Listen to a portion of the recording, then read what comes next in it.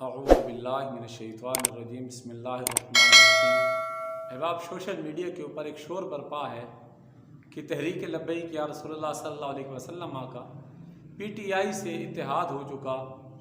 احباب، میں وضاحت کرتا چلوں، سعد بھائی بارہا یہ بیان دے چکے، مر جائیں گے ظالم کی حمایت نہ کریں گے، احرار کبھی ترک روایت نہ کریں گے، ہم شیخ نہ ملا نہ لیڈر نہ مسیح، جو خود نہیں کرتے وہ ہدایت نہ کریں گے۔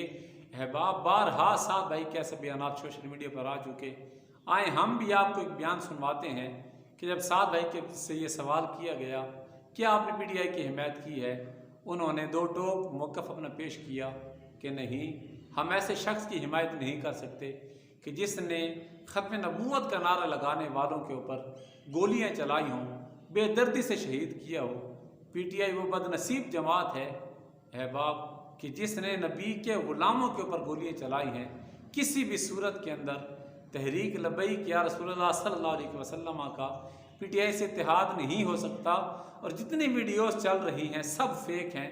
سعد بھائی پاکستان تحریک انصاف کے بارے میں آپ کی کیا رائے ہے؟ سننے میں آ رہا ہے کہ لوگ کہہ رہے ہیں کہ ٹی ایل پی ان کے ساتھ اتحاد کرنے جا رہی ہے، کیا صداقت ہے اس بات میں؟ ایسی بات نہیں ہے۔ دیکھیں، ہمارے دروازے پر کوئی آئے گا نا، جس طرح ہمارے دروازے پر آئے کچھ لوگ اور انہوں نے کہا کہ جی ہمیں فارم 45 چاہیے اور یہ چاہیے، ہم نے کہا جو ہمارے پاس ہے آپ کاپیز کروا کے لے جائیں، ان کو ضرورت تھی تو ہم نے دے دیا۔ ہمارے دروازے پر کوئی بھی آئے گا، ٹھیک ہے جی، اور پھر انہوں نے کہا جی ہم مظلوم ہیں، ہمارے لیے دعا کریں، ہم مظلوم کے ساتھ۔ اب فیصلہ آپ کیجئے کہ سعد بھائی کا دو ٹوک موقف آپ کے سامنے ہے، پھر کس طرح یہ لوگ کہہ رہے ہیں کہ پی ٹی آئی اور تحریک لبیک کا اتحاد ہوا، ہرگز جھوٹ ہے۔ اللہ رب العزت حق سمجھنے اور عمل کی توفیق عطا فرمائے۔